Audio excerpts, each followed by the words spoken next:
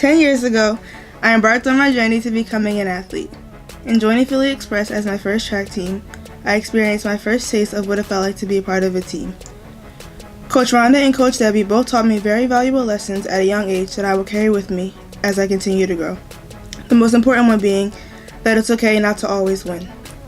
Following Philly Express, I joined Enon Track Club, where Coach Rorie and Coach Maurice not only brought me closer to God, but helped me to understand that I had been given a gift. Launching into my middle school years at Keith Valley and Abington Junior High School, I was considered a standout athlete by all of my coaches. I knew that high school would be starting soon, so I had to take my training to the next level. Coach Lofton of St. Luke's Spirit Track Club helped me to have faith in myself and introduced me to many different opportunities. Succeeding was the start of my high school career as a student athlete. I went into my freshman year eager with so many goals set, but unfortunately my indoor season was cut short due to stress-fractured tibias. Outdoor season, I had a chip on my shoulder. I knew I had missed time and I had something to prove. I helped lead my team to becoming Suburban 1 League champions of the 4x400 meter relay, and we even had the opportunity to compete at states. Still, I wasn't satisfied. I was disappointed in myself, so I decided that I wanted to join one of the best track clubs in Pennsylvania, Ambler Olympic Club. I competed all throughout the summer and even was lucky enough to compete at the Junior Olympics in Sacramento, California. AOC taught me what it felt like to be a part of a winning team who works hard. Sophomore year, towards the end of indoor season, my hip popped out of place.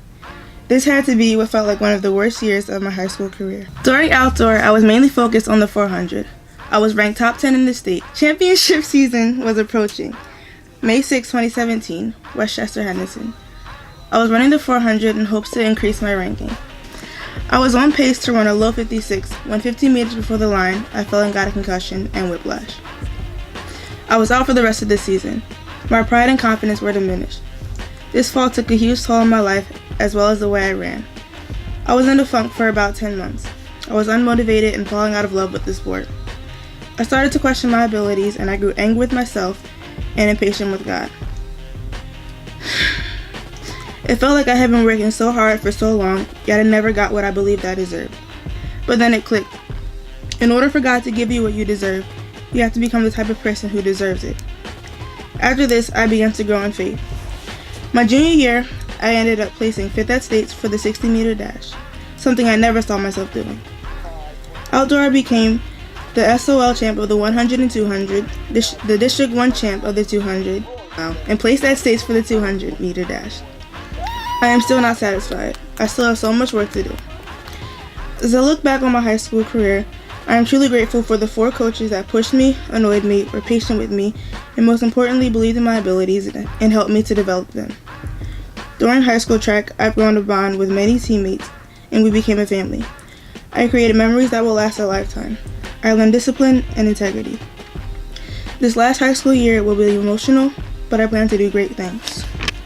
First and foremost, I thank God for continuously blessing me and guiding me through the path of greatness and success.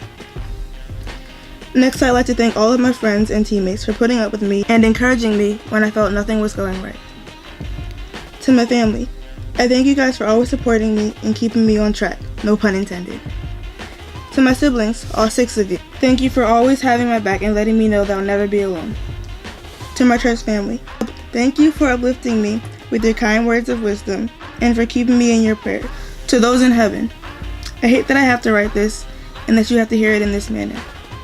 Papa, you believed in me since the beginning, my all-time biggest fan and supporter. It's so much easier to be upset with you, but I can't, so thank you. Thank you for all the lessons. Thank you for the support, the unconditional love.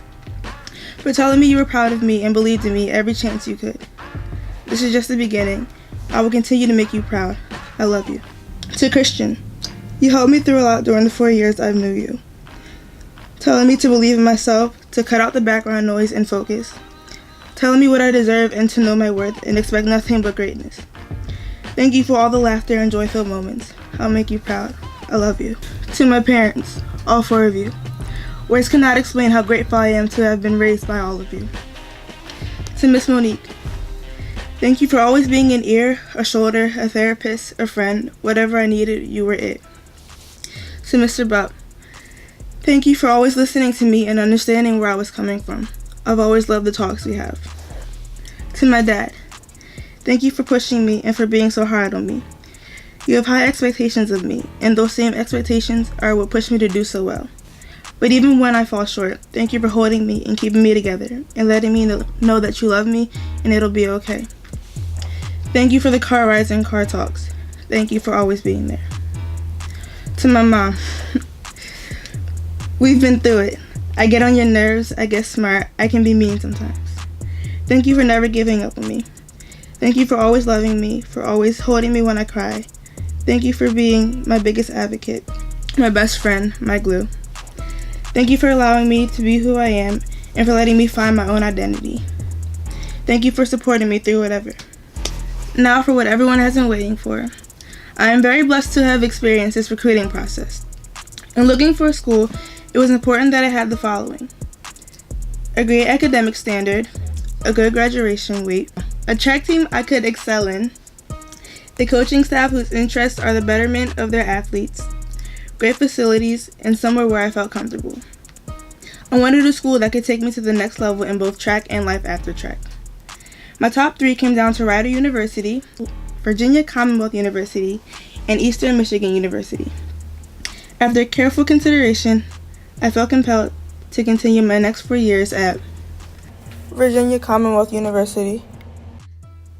This is not the end, only the beginning.